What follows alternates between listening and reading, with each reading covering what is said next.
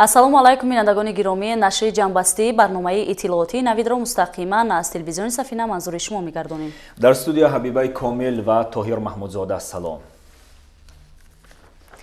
имрӯз асосгузори сулҳу ваҳдати миллӣ, пешвои миллат, президенти ҷумҳурии Тоҷикистон муҳтарам Эмомалӣ Раҳмон ҷиҳати иштирок дар ҷаласаи сарони давлатҳои аъзои Созмони ҳамкории иқтисодӣ ба Туркманистон сафар карданд. дар фурудгоҳи байналмилалии Душанбе президенти ҷумҳурии Тоҷикистон муҳтарам Эмомалӣ Раҳмонро раиси Маҷлиси Миллии Маҷлиси Олии ҷумҳурии Тоҷикистон, раиси Маҷлиси намояндагони Маҷлиси Олии ҷумҳурии Тоҷикистон, сарвазири ҷумҳурии Тоҷикистон ва дигар шахсони расмӣ гусел намуданд. дар ин сафар президенти ҷумҳурии Тоҷикистон муҳтарам Эмомалӣ Раҳмонро вазири корҳои хориҷӣ, ёрдамчии президенти ҷумҳурии Тоҷикистон оид ба масъалаҳои робитаҳои хориҷӣ, вазирони рушди иқтисод ва савдо, нақлиёт, саноат ва технологияҳои нав, сардори корхонаи воҳиди давлатии роҳи оҳани Тоҷикистон ва дигар шахсони расмӣ ҳамроҳӣ мекунанд.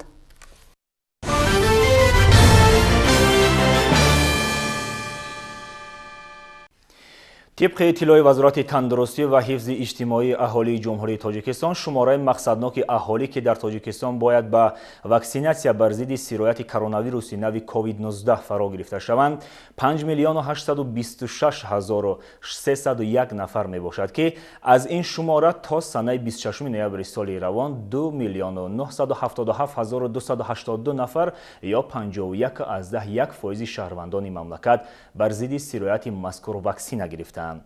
در حالی که سازمان عمومی جهانی تندرستی عاید به پیدایش نمودن نوع بیماری سرایت کرونا ویروس خبر می‌دهند، وزارت تندرستی و حفظ اجتماعی اهالی جمهوری تاجیکستان از ساکنان مملکت دعوت به عمل می‌آورد که در گرفتن وایه‌های واکسینه ضد سرایت کرونا ویروس فعال باشند. زیرا یگانه راهی که می‌تواند ما را از گرفتاری به سرایت کرونا ویروس حفظ نماید، این گرفتن واکسینه میباشد. شرح متخصص در این خصوص. با معلومات شهروندان کشور رساندنیم که روز 26 نوامبر سال جاری سازمان عمومی جهانی تندرستی مخصوصاً دبیر کل این سازمان اوید با خطر نو نسبت به پیدایش شتم نو ویروس سرایت کرونا ویروس کووید 19 اطلاع دادند و آگاه کردند که علاقه این نمود ویروس در قطعه افریقا مخصوصاً در افریقای جنوبی پیدا شده توانست در یک مدت کوتاه از 1 تا 30% بلند شود و این همگی 3 هفته را در بر گرفت و این نمود شتم را بعد از معرفی کردن و تحت تحقیق قرار گرفتن با زیر عنوان اومیکرون نام نهادند. گفتن جایز است که خطر پنه‌شوی این سرایت نسبت به شتم‌های دیگری که علاقه در تمام جهان معمول شده بودند زیادتر بوده، حتی امکان دارد طبق گفته متخصصان واکسین‌هایی که تا حال استفاده برده می‌شوند به آن تاثیر نکنند. اما دیگر نمود چاره‌های ضد اپیدمیکی که معمولاً اندیشیده می‌شوند، مخصوصاً استفاده نقاب طبی، رعایت کردن فاصله بین همدیگری و اینچنین نرفتن به جایهای تجمعی و خودداری کردن از سفرهای بیهوده به دولت‌های درگیر میتواند پیش راه پیدایش و پنه‌شوی را در تمام جهان بگیرد. در برابر این اندیشیدن یکی از چاره‌های مهمترین که تا به امروز بر ضد این سرایت واکسیناسیا باشد، البته در جمهوری تاجیکستان است با مرام ادامه دارد و تا این زمان قریب 2.9 میلیون یعنی قریب تا 3 میلیون اهالی کشور وایه یکمی واکسینه ها را ضد سرایت کووید 19 گرفتند و در برابر این زیاده از 2.5 میلیون نفران وایه دویم را نیز گرفته از حمایه بر ضد این بیماری برخوردار شدند. در برابر این البته نفرانی که از سفرهای خارج به جمهوری برمیگردند و نفرهایی که در منطقه‌های درگیر در دیگر کشورها قرار داشتند بعد از به وطن برگشتن باید حتما زود از معاینه‌های طبی بگذرند. با استفاده از اقتدار آزمایشگاه‌هایی که در جمهوری هستند معاینه مولیشک را برای معاین کردن موجودیت ویروس سپارند و در برابر این در نظارت خانگی تحت نظارت کارمندان ساحه طب قرار داشته باشند. نوبسته به این وزارت تندرستی و حفظ اجتماعی اهالی جمهوری تاجیکستان از اهالی محترم کشور دعوت به عمل می آورد که با موجود بودن واکسین هایی که در جمهوری هستند و عین حال در جمهوری 5 نمود واکسین مورد استفاده قرار داده شده است، از آن استفاده نمایند و خود را از بیماری کووید 19 حمایت کنند.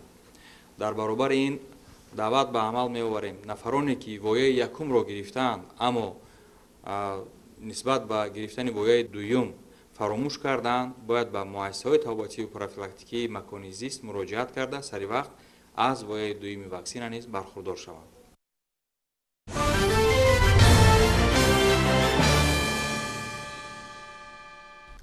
дар доираи сафари корӣ ба ҷумҳурии тоҷикистон муовини дабири кулли созмони милали муттаҳид, директори иҷроияи раёсати созмони милали муттаҳид оид ба маводи нашъаовар ва ҷинояткорӣ хонум Ғода Фатҳавалӣ ба агентии назорати маводи нашъаовари назди президенти ҷумҳурии тоҷикистон ташриф овард.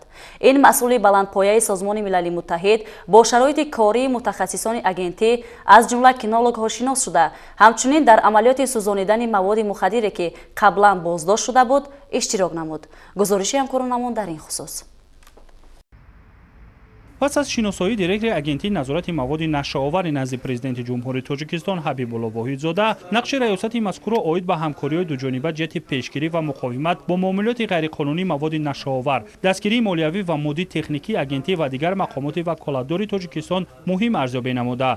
با خانم غاده فتحولی اظهار سپاس نمود. سپس جانبا وضع مواد مخدر در افغانستان و منطقه تطبیق برنامه این ریاست برای سالهای 2022-2025 و در این رابطه کنسپسیای تأسیس شعبه نوی بین نویوی اگنتی را در ولایت ختلون مورد محاکمه قرار دادند. همزمان در رفت ملاقات دیرکتور اگنتی اوید به سیاست ضد مخدراتی جمهوری تاجیکستان و سمت‌های افسلیتناک آن، دستاوردهای کشور و مقامات حفظ حقوق آن به خانم غاده فتحولی معلومات داد.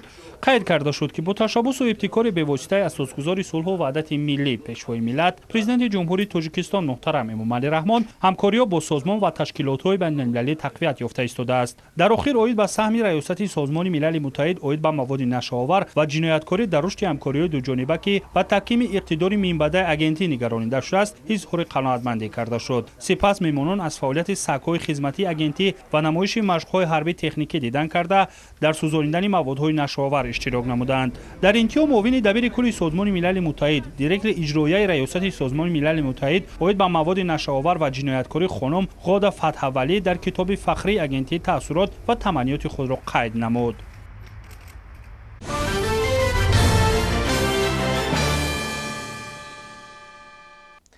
бахшида ва 30-солагии истиқлоли давлатии ҷумҳурии тоҷикистон дар ноҳияи шаҳри нав 447 иншоот ба нақша гирифта шуда, то имрӯз ҳамаи он марҳила ба марҳила супорида шуданд. соҳибкорони ватандӯсту ободкори ноҳия тасмим гирифтанд ки иловатан боз чанд иншооти дигар сохта ба истифода диҳанд. яке аз иншооти муҳиме ки ҳаминак мавриди истифода қарор дода шуд, терминали мусофиркашонӣ ба ҳисоб меравад. бояд зикр намуд ки дар ин ноҳия токунун чунин як нуқтаи мутамаркази хизматрасонии нақлиётӣ вуҷуд надошт. ҳамкоронамон хуршед ҳалимов ва тоҳир сулаймонов аз ҷараёни ифтитоҳи иншооти нав дар ин ноҳия гузориш медиҳанд. қаблан дар даромадгоҳи ноҳияи шаҳри нав аз набудани терминали мусофирбарӣ воситаҳои зиёди нақлиётӣ ҷамъ гардида барои рафту омади ронандагону мусофирон мушкилӣ эҷод мекарданд.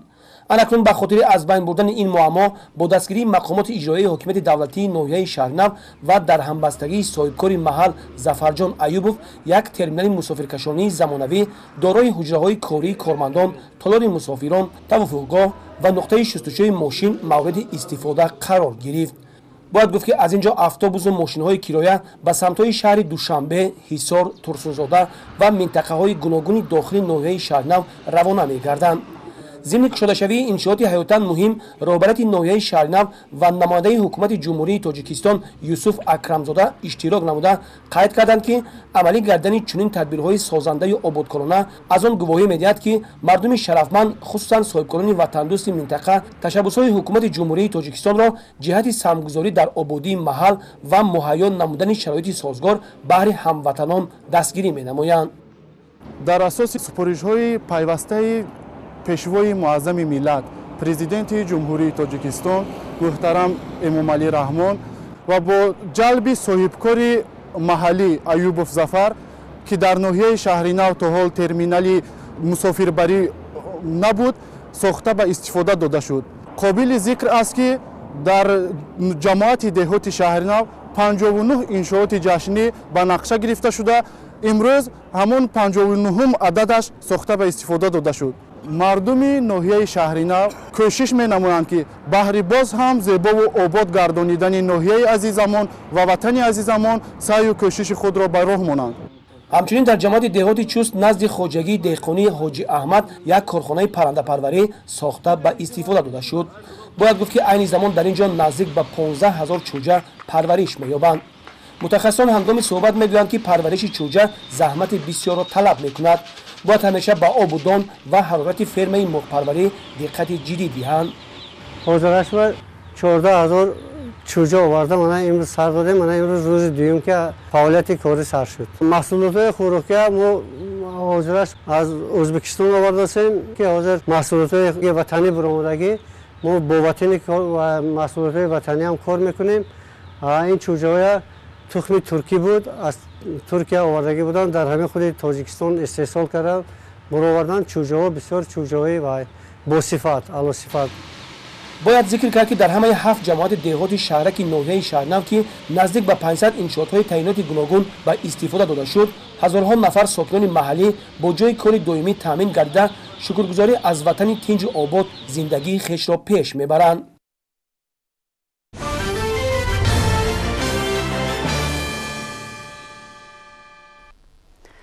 در حدود ناحیه خراسان ولایت ختلان 11384 گکتار زمین کره موجود است که از این حساب 7147 گکتاری آن زمین آبی بوده ثمرناک استفاده برده می شوند. این شب و روزها کشاورزان ناحیه با استفاده از تجربه پیشقدم به شدگار زمین های للمی کمر بسته ماشینالات ضروری به کار سفربر شده است تا اینکه کشت تیرماهی غله‌دانگی ها سریع وقت به انجام رسانیده شده بازار و دکان های محلی با محصولات نیاز اولی وطنی تامین گردند. همکاران ما در این باره اطلاع بیشتر دارند.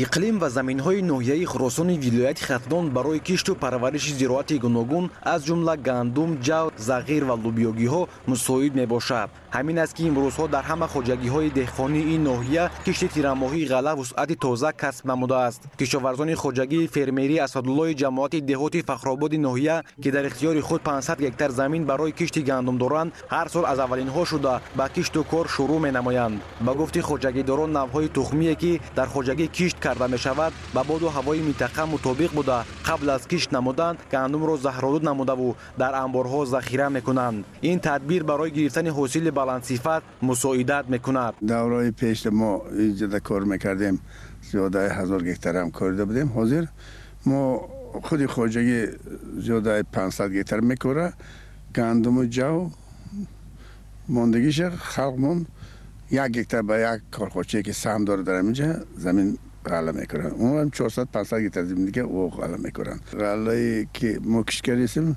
کرسندار نبود نهای ما دورو کرده تیار کردیم همین کشت کردیم. 1 سال این دو تخمی ماندگیه. باید گفت که میدان عمومی زمین‌های خوجگی اسدالله 14400 گکتار را تشکیل می‌دهد. در برابر زمین‌های کشت غله اینچنین بیش از 1000 گکتار آن را باغ تاکزار و 10000 آن را چراگاه تشکیل می‌دهد. با گفت دهقانان اگر آب و هوای سالانه مساعد آید آنها هم خوراک چاروا را بر زیاد جمع‌آوری و ذخیره می‌کنند و هم از زمین‌های کشت حاصل خوب می‌رویانند. زمین‌های ما هم از زمین‌های للمی حاصل نوکی بعضی سالا تا 30 سنیر میشه بعضی سالا تا 20 سنیر. غله کشت میکنیم بعد زغیر کشت میکنیم مسر کشت کردیم 2 ساله خیر روغن خوب میته برای تامین خودی کارخانجامون برای خوراک گرمش روغن تامین کرده میتونیم.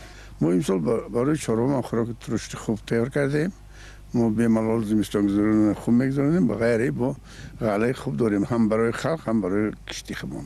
متخصصان این خوجگی با دیگر دهقانان ناحیه اوید به درجه نمناکی زمین، انتخاب نوع‌های سرحاصل گندم و استفاده درست قاعده‌های آگروتکنیکی توصیه‌های سودبخش می‌دهند. با گفته متخصصان ساحه یکی از عامل‌های فراوان حاصلی این پیش از همه سامان دادن کشت سریع غله‌دانگی‌ها در فصل تیرماه غذادهی و کارکرد درست آن محسوب می‌یابد. زیرا کشت تیرماهی غله نسبت به کشت بهاری آن حاصل بیشتر به بار می‌آورد. کشت تیرماهی همه وقت هم زمین‌های آویده هم زمین‌های لال میده. این برتری خوب داره. این اگر ما در تیرما کش نکنیم بهار ما هم سری وقت کش کردن نمیتونیم هم دیر میشه. بعد خوی نخوی ما باید پیش برف باران‌های زمستان با کش کرده تمام کردن. زیاده 20 تکنیک حاضر در کشتکاری تیرماهای سفربر شده. سختان دیدن که کشت رفته است. ما زیاده 250-300 گکتر زمین جفت کردیم. دیگهش جفت کرده تیار کردیم زمینه. ما حرکت کردیم اگر تا یکم ما کشتی تیرماهی را بود میکنیم.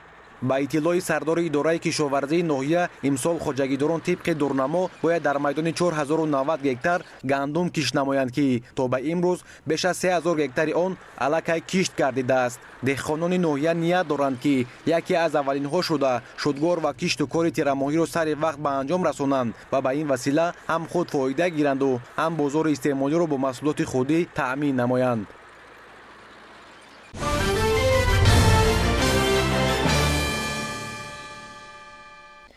تدبیرهای تیرماهی کشاورزی از جمله شدگاری زمین و کشت تیرماهی زراعت‌های گوناگون در گروه شهر و ناحیه‌های کلاب ولایت ختلان نیز عین زمان با مرام ادامه دارد. از جمله به معلومات ریاست کشاورزی شهر کلاب تاکنون قسمی بیشتری خوجگی‌های دهقانی و انفرادی و کооپراتیوهای استحصالی حدود شهر و ناحیه تقریبا تا 80% دورنمای تیرماهی خود را انجام دادند. کارهای تیرماهی صحرایی در همه خوجگی‌های جماعت دهات زیرکی مطابق مقصد است. اطلاع می‌دهند همکاران ما. در این روزها برزگران کشور با استفاده از تکنیک‌های معاصر کشاورزی و ماشین‌آلات‌ها و دسترسی به تخم‌های خوش‌صفتی به شرایط اقلیم منطقه‌ها مطابق در اساس توصیه‌های متخصصان ساحه کشاورزی به شدگار و کشتی غله‌دانگی و دیگر نمود محصولات کشاورزی وسعت بخشیده ایستاده‌اند. خصوصا در دهات کلاب خوجگی‌های دهقانی و انفرادی و کوپراتیو استحصالی همروزه ده‌ها گکتر زمین‌ها را از شدگار خوش‌صفت برآورده غله‌دانگی می‌کنند. این روند در خوجگی‌های جماعت دهات زیرکی متشکلانه براه مانده شده است و تا امروز قریب 80% نقشه دورنمای کشتی زراعت‌های تیرماهی را انجام دادند. برگاد ما 56 گکتر زمین وابسته شدگی است. همین 56 گکتر زمین 30 گکترش پخته بود در سال 2021. در 26 گکتر دیگر زراعت‌های کش کردگی غله‌دانه و جواری مکا و دیگر زراعت‌ها کش کردگی بود. این حال همین زمین‌هایی که حساب زراعت‌های بروقتی بودن تازه کردیم. شدگار ادامه دارد. می‌خواهیم که در روزهای هر چیز زودتر شدگار را تمام کرده کشت تیرماهی را به آخر رسانیم. در دیگر جماعت‌های دهات نیز کشاورزان بعد جمع‌آوری حاصل محصولات پروریده‌اشان زمین‌ها را نرم نموده کشتی غله‌دانگی و سبزوات می‌گذرانند. باد و هوای مساعد و باران و برف هفته اخیر زمین را نرم کرده است و گذراندن کارهای صحرایی در این روزها موافق مقصد میباشند میگویند متخصصان. طبق نقشه در جماعت‌های دهات شهر کلاب کشت تیرماهی زراعت‌های کشاورزی 2598 گکتر پیش‌بینی گردیده است. از آن جمله غله‌دانگی 10014 گکتر و از آن آبی 774 گکتر را تشکیل می‌دهد. حالا باشد شدگار زمین‌ها متشکلانه رفته ایستاده است. از این روزهای آفتابی ما ثمرناک استفاده برده حرکت میکنیم که کشت تیرماهی را به انجام رسانیم. بنابر اطلاع ریاست کشاورزی شهر کلاب عین زمان کشاورزان از همه تکنیک‌های موجوده استفاده برده شدگار و کشت تیرماهی را وسعت بخشیدند و مقصد دارند در روزهای نزدیک نقشه دورنمای کشت تیرماهی را با صفت بلند انجام دهند.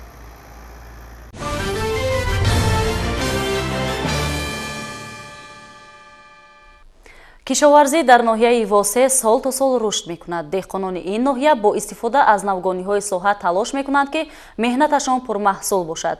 аз ҷумла сокини ноҳия Сафаралӣ Чилаев бо таҷрибаи 30 солаи деҳқонӣ шӯразаминро ба замини кишт табдил дод. ин шабу рӯз аз ин замин ҳосили кишти такрориро ҷамъоварӣ менамояд. ӯ нақша дорад ки дар шӯразамин соли оянда пунбадона кишт намояд ва боварӣ дорад ки меҳнаташ натиҷаи хуб медиҳад. این کارتوشک‌های سرخ حاصل کشتی تکراری این زمین میباشند. در خوجگی دهقانی به نام امیدجان در دهه جوریز جماعت دهات به نام عبدی عوض فی ناحیه واسه پرورش یافتند. роҳбари ин хоҷагӣ амаки Сафаралӣ Чилаев бо завқи калон ҳар як ниҳоли картошкаро меканад. ӯ мегӯяд ки ҳамаи ниҳолҳо ҳамин тавр селҳосил мебошанд. аз чунин ҳосили фаровони замин ӯ ҳайрон намешавад, зеро дар парвариши маҳсулот ба коркарди замин диққати аввалин дараҷа додааст. заминро саривақт бо ғизо таъмин кардааст. он чиз ки аён аст мегӯянд ҳоҷат ба баён нест. марҳамат, ина картошка аз як беғ картошка 4-5 картошкаи калон гирифтем. ҳосил нисбат ба ҳосили тирамоҳӣ камтара камон бошад, аммо бисёр ҳосили калон ба даст омад. ҳозир аз як сотих 153 центнер ба даст овардем. дар оянда ҳаракат мекунем ки ин ҳосилнокиро боз ҳам баландтар бардорем. фақат ва фақат гапи зиёд дар кор нест, меҳнати зиёд кардан дар кор. меҳнат. ман порои минералӣ мехарам ҳар сол аз гӯсфандӣ, аз говӣ, баъд доруҳои минералӣ ҳастанд, карбамид, ҳаминро истифода мебарам. дар натиҷа марҳамат ҳосил бисёр хуб аст. ман аз ҳосил гирифтаи худам 100% розӣ ҳастам. ин маҳсулот ҳосили собиқ заминҳои шӯразамин мебошанд. амаки Сафаралӣ Чилаев бо таҷрибаи 30-солаи деҳқонӣ шӯразаминро ба заминҳои киш табдил додааст. имрӯз ҳар як ваҷаби заминро самаранок истифода менамояд. дар кишти тирамоҳӣ дар ин қитъаи замин аз тухми ҳосили картошкаи аз кишти такрорӣ ҷамъовардааш истифода кардааст. мегӯяд ки ин таҷриба натиҷаи хуб додааст. моро мегуфтанд ки то картошкаи кӯҳна набошад, картошкаи ҳосил дим намешавад. яке мутлақо нодуруст будааст, чунки ман дар таҷрибаи худам кардам. анако ҳозир тавсия метавонам ки бе ягон дудилагӣ аз тухми тирамоҳӣ гирифта дар баҳор бишонед, аз баҳор гирифта дар тирамоҳӣ бишонед. ин ман дар ин соҳа олим нестам, аммо таҷрибаи 30 сола дорам. дар картошкакорӣ таҷрибаи 30 сола дорам. Сафаралӣ Чилаев ҳамчун деҳқон якҷона меистад. аз навгониҳои соҳаи кишоварзӣ бохабар шуда вобаста ба талаботи бозор амал менамояд. имсол ин қитъаи заминро барои кишти пунбадона омода кардааст. бо маслиҳати мутахассисон заминро тахту ҳамвор намуда мақсад дорад ки барои беҳтар намудани сатҳи мелиоративии замин кафолати ба даст овардани ҳосили баланд заҳбурҳоро тоза намояд. гузориши хоҷа Назриев, Худойназар Зуҳуров аз ноҳияи Восе барои барномаи иттилоотии Навид.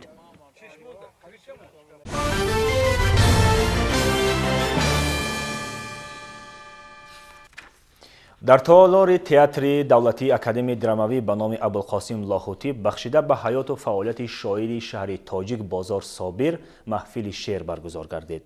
тавре интизор мерафт дар ин маҳфили зебои фарҳангу ҳунар ҳаводорони бешумори шеъри ноби тоҷикӣ ба ҳам омаданд. Наврӯз Сафаров аз ҷараёни ин маҳфил гузориш медиҳад. бозор Собир яке аз шоирони маъруфи муосир ва идомадиҳандаи мактаби адабии шоирони барҷастаи адабиёти классики тоҷик ба хусус Абу Абдулло Рӯдакӣ буда дар ашъораш асосан муқаддасоту арзишҳои миллӣ, ватан, модар, забон, ваҳдату рафоқат, ҳамбастагиву ҳамзистӣ, муҳаббату ҷавонӣ ва ахлоқи ҳамидаи инсониро тарғибу тараннум кардааст. ин нуқта дар маҳфили бошукӯҳи фарҳангӣ ки имрӯз дар театри давлатии академияи драмавӣ ба номи Абулқосим Лоҳутӣ бо иштироки аҳли адабу ҳунар ва ҳаводорони шеър ба ифтихори эҷодиёти шоири халқии Тоҷикистон, дорандаи ҷоизаи давлати Тоҷикистон ба номи Абу Абдуллоҳи Рӯдакӣ Бозор Собир баргузор шуд, зикр гардид. ҳозирин таъкид доштанд ки Бозор Собир яке аз шоирони маъруфи кишвар аст ки ашъораш пур аз ғояҳои ватандӯстиву худшиносӣ, худогоҳиву ҳувияти миллӣ, тараннумгари меҳри модар ва мавзуоти гуногуни бархурди давру замон аст ва аз ин рӯ ҳамеша мавриди таваҷҷӯҳи аҳли адаб ва хонандагон қарор дорад. Бозор бар ин шоир, бозор бар ин ошиқи ватан, бозор бар ин ошиқи деҳа, бозор бар ин меҳрабони модару падару хоки диёр мо хеле дига кам дорем. вақте меге ки қишлоқа ки ман бӯи чапотӣ дорад, ҳар кас аз қишлоқи худаш ёд меорад, хоҳ дар минбари баланд нишаста бошад, хоҳ дар поён. ва инҷа чапотӣ ёди ватан мекунад. инҷа қишлоқакаш бӯи чапотӣ надорад, чапотӣ бӯи қишлоқаша дорад ва чапотӣ қишлоқаша ба ёдаш меорад. ба ҳамин хотир ман мехоҳам гӯям ки эҷодиёти Бозор Собир мутаассифона дар ин чанд соли ки дур буд аз мо омӯхта нашудааст. چیزهای نو، چیزهای عجایب بازیافته شاعرانه خیلی زیاد دارد. آغاز ایجادیات او را به سالهای 60 متعلق می‌دانند. یعنی سال 4 تحصیلش در دانشگاه بود که اولین شعرش را به تب رسانده است. همان ایام یک سلسله شعرهایش را در صحیفه‌های روزنامه و مجلات محلی روی چاپ آورده است. نخستین مجموعه شعرهای او با نام پیوند سال 1972 از چاپ برآمد و بعداً مجموعه‌های میژگانی شب و بارون طلایی نیز دسترس مردم و هواداران شعر و شاعری گردید. یک سلسله شعرهای بزرگ صابر به خط فارسی عربی اساس با نام مجموعه آتشبرق سال 1984 دسترس علاقمندان دنیای فارسی زبانان گردیده شهرت او را افزون نمود. میگوید همپیشگانش: ما در ادبیات قرن 20 مثل بزرگ در مسئله توصیف، تعریف، بینش و آفرینگویی به طبیعت بزرگ تاجیکستان ما شاعر نداریم. از شرشره مویت می نوشم و می نوشم. اینجا اول انسان نیست، اول شرشره است، بعد شرشره مویش. یا که زنگوله زنان گذشت باران. ببینید باران زنگوله نمیزند، اما شاعر اجازه دارد گوید که باران زنگوله میزند، چون که شاعر با چشم دیگر میبیند زندگی را. و وقتی که میگوید که مانند زنان گذشت باران، این هیچ کس نگفته است. پاکی، زیبایی، صفا، صافی. یاد این شاعر دوست داشتنی، این شاعر محبوب و این شاعر هنوز برای ما نشناخته و شناخته نشده گرامی بود. محفل شعر بزرگ صابر با نام شاعر و شعر اگر هست برگزار شده. ادیبان و سخنوران اشعار او را همچون گنج بی‌بها در ادبیات معاصر تاجیک نامیدند. با تاکید همنشینان او میراث بزرگ که نظیرش در عالم شعر و شاعری معاصر همتا ندارد، برای جامعه امروزه نعمت بزرگ معنوی است که میتواند در رشد و تربیت جامعه سالم نقش موثر گذارد.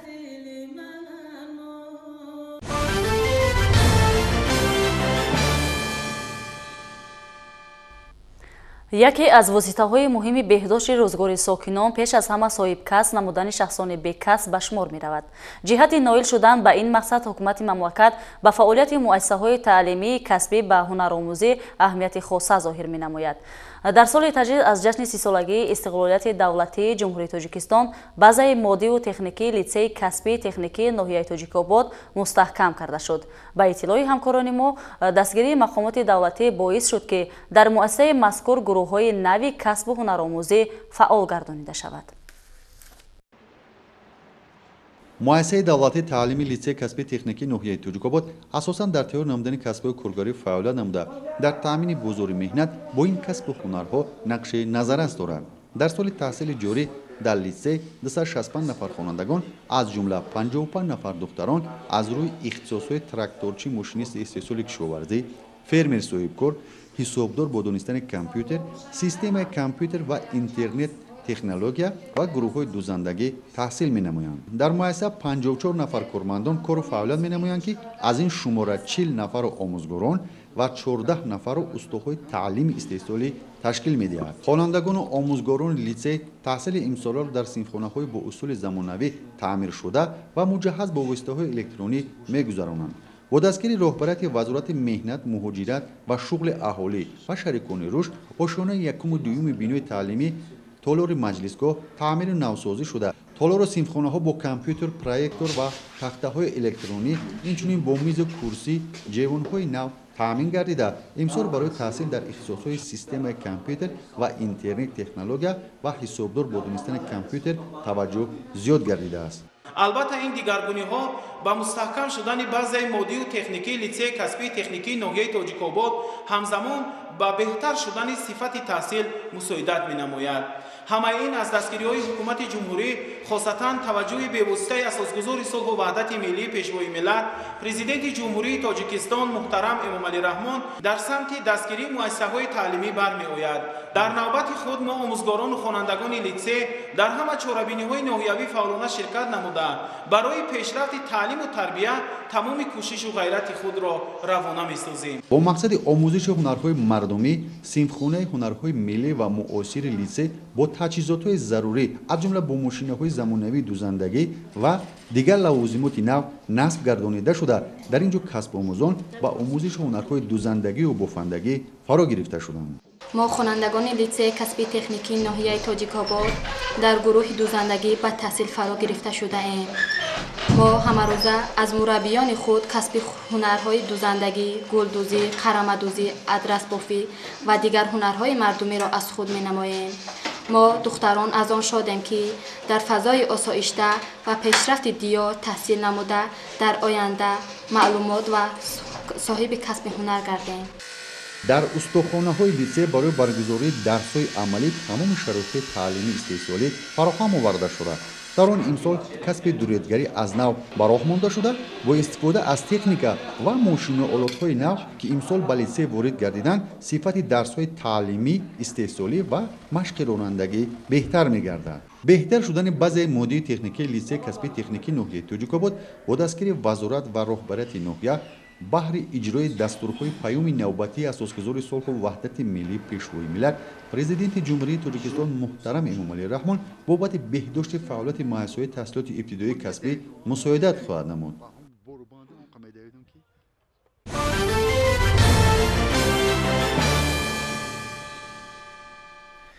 در شهر کلابی ولایت ختلان با اشتراک صدها نفر ساکنان شهر و کارمندان کسب و کار گوناگون حشر دسته‌جمعانه اکولوژی برگزار گردید.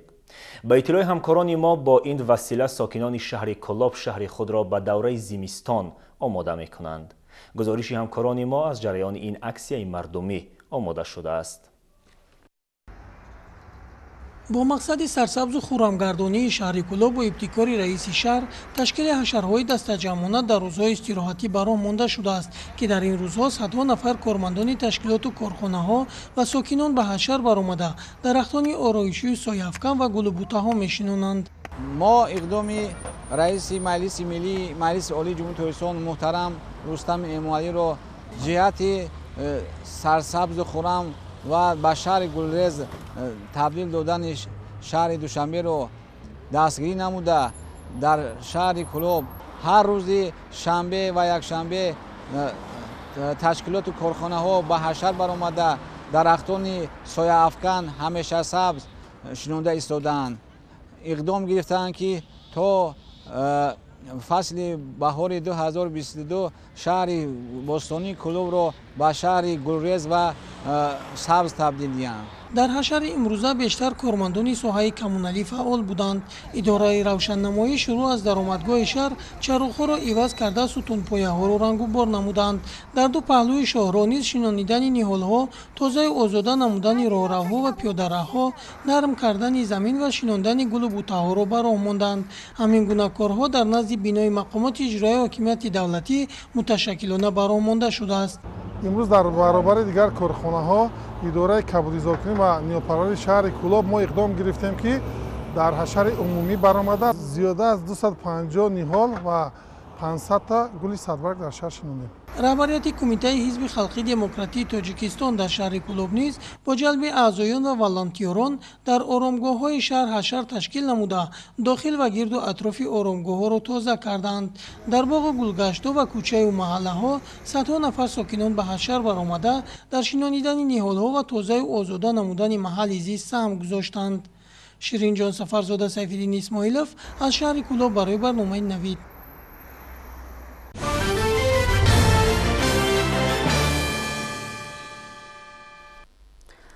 وابسته به فاجعه در کانال استیاج نایه روسیه در ولایت کمر و